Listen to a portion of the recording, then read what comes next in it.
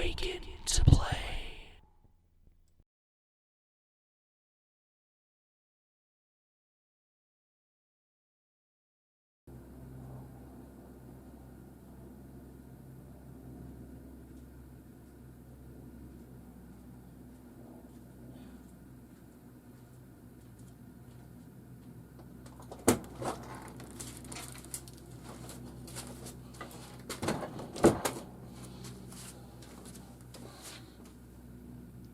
We love waifus. We changed the name from Traversaire to Explore. But don't worry, we can still call ourselves the Traversaire since we are exploring the world of waifus. I figured I'd change the name to Explore since it makes it louder and clear that we're going to explore the world for waifus in search of waifus. Makes a lot of sense. But anyway, with that totally said, hello and welcome to the Waifus of Gaming Explore. Here's how things are going to work. Now, when it comes to the rules of Waifus of Gaming, everything is ranked on a scale between 1 and 3. So when it comes to the main 3, it's 1 to 3 on when it comes to like the appeal, the charm, the ability. But when it comes to the chest, midriff, and thighs, that's where we could bring the digit system or the decimal system in there. Definitely the case. You know what? I keep forgetting to do that. So, you know what? Let's go ahead and bring this up. Come on, bring it up. Bring that. It's yellowish. It has a disclaimer on it. Here you go. Yeah. Makes it louder and clearer to everybody that ratings are on a scale between 1 and 3. Ratings 1 and 3. 1 and 3. Okay. Yeah, it should have everything in full. Okay. Yeah.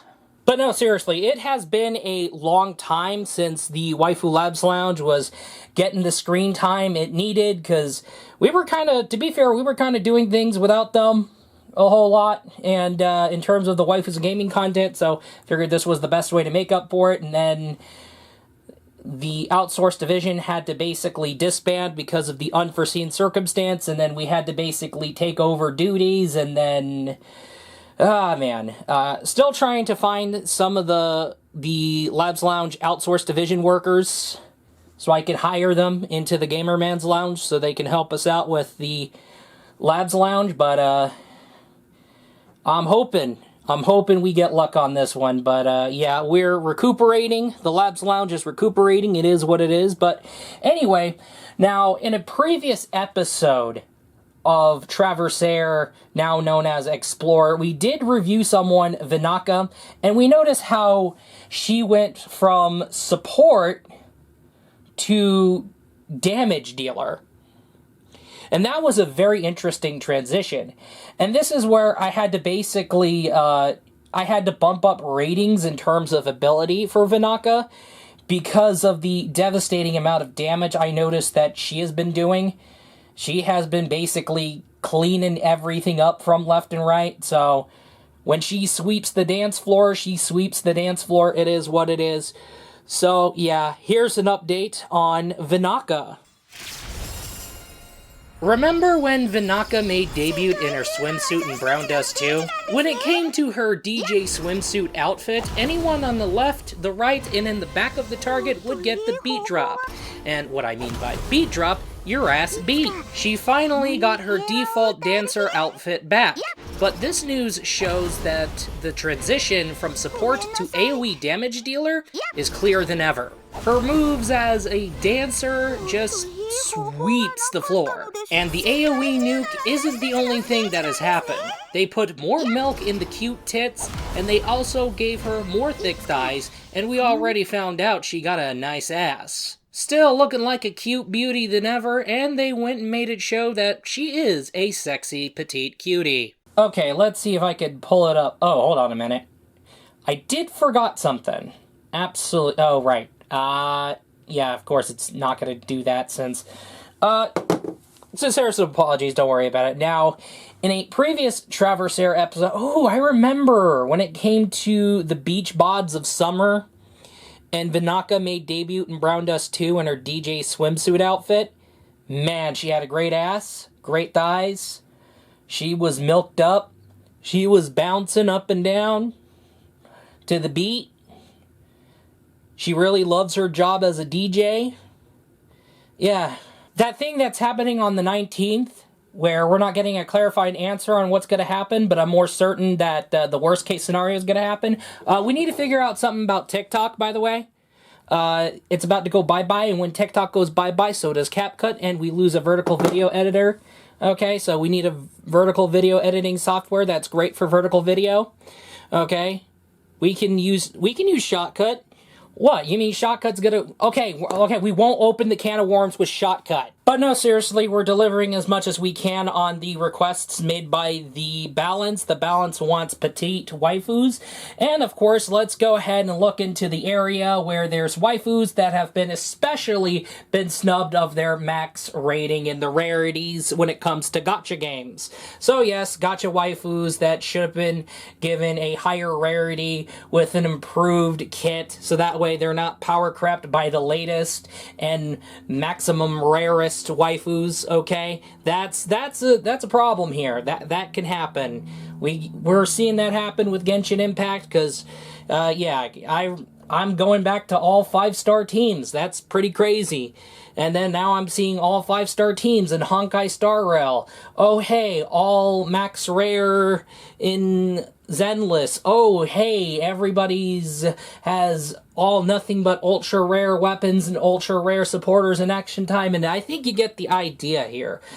But there's somebody who's had a higher position, does a great job, employee of the month, as a matter of fact, just heading towards the top when it comes to the workforce. And of course, despite that, you would see her be rated a 5-star, the max rating. But no, Lumi! Lollo logistics can be seen from around Solaris 3, the world of Wuthering Waves. But in Huanglong, there is a star employee. She takes the job as a navigator and leads a transport squad team. A big asset and a shining ray of light. This is Lumi, the star employee of Discussion. Sadly, she was snubbed of her 5-star max rating despite a big portfolio and an all-out presentation. Her skill set was not to be ignored. A sub DPS and support with both a ranged mode and a close quarters mode. She often has a companion who travels alongside her who happens to be a living plushie named Squeaky. She happens to fill up travel journals whenever it comes to her travels. She enjoys rice noodles. Her favorite thing is when it comes to the rice noodles, it's that when you spice it up with chili, a dash of vinegar, and sprinkle some green onions. Wait a minute, did she just reveal the recipe? Oh, what do you know? Anyway, she is an Electro Broadblade user. She can slash around, but hold down the attack button and you can have her bounce around with her friend now enlarged. You fill the Forte meter on the right, then you hit the resonance skill and pull off an amplified attack as we switch to ranged. This is where Squeaky starts blasting, but have Lumi sprinting for best results while keeping her out of harm's way. Fill that Forte meter on the left, then hit the skill back to the melee, then here you go. However, when it comes to her ult, she nukes victims with her companion. When the intro skill is charged, her teammates will get a 10-second buff of the resonant skill. For a 4-star, she is quite the cutie and worth one's curiosity. Alright, we submitted Lumi to the Labs Lounge, and here we got our results. So we have Lumi leading a transport squad and being the star navigator of Lollo Logistics. This cute and energetic sunshine with her fluffy companion makes debut across Huanglong with Employee of the Month rank performance. Here we have Lumi in terms of her facial design and hair design. It's bringing in her trademark cuteness from left and right. She is one hell of a cutie. Now, she proves that short, thick, dot eyebrow girls can be cuter than ever. I absolutely agree. We need more of those waifus. Lumi wears a tight suit that allows for agility. The tail is absolutely fake, but part of her outfit. Her outfit seems to be themed around more rather her companion Squeaky. It does highlight her body design more than ever, I will go ahead and say that. Her mini jacket does keep her warm enough, given the amount of physical activity the job requires. Her hood is basically durable enough to hold Squeaky. However, the jacket design and the highlights, if you can see the physics of her jackets, it does highlight her breast size. However, getting a peek from the side and underneath the jacket gives a view, so they do indeed go boing boing. Her midriff is exceeding expectations. She is a really curved up cute hottie whose hip sway awakens something in one. If not just that, how she bends forward for another example. Oh yeah, definitely the case, I agree.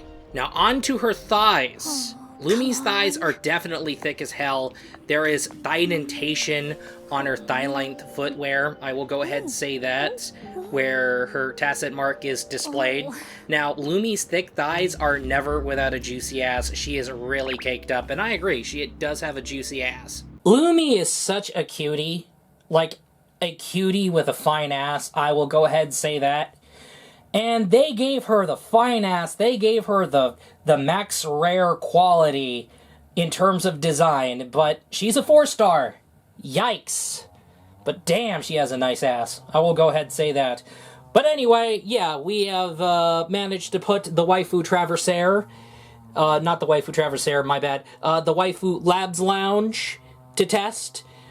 Now, don't worry about it, we can still call ourselves the Traversaire since, if we call ourselves the Explorer after changing the name to Explorer, I don't think that would be a good idea. We could still call ourselves the Traversaire anyway, so we're stuck with calling ourselves the Traversaire anyway, but no.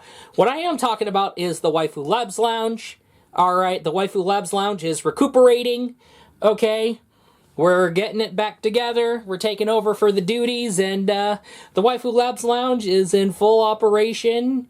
Oh, what do you mean? Okay, still heading towards full operation, but don't worry, we're working on it, We are just putting some things to the test. We're putting ourselves to the test since we're taking over for Labs Lounge. But with that totally said, that's all, and I will be looking forward to you in the next video. Peace out.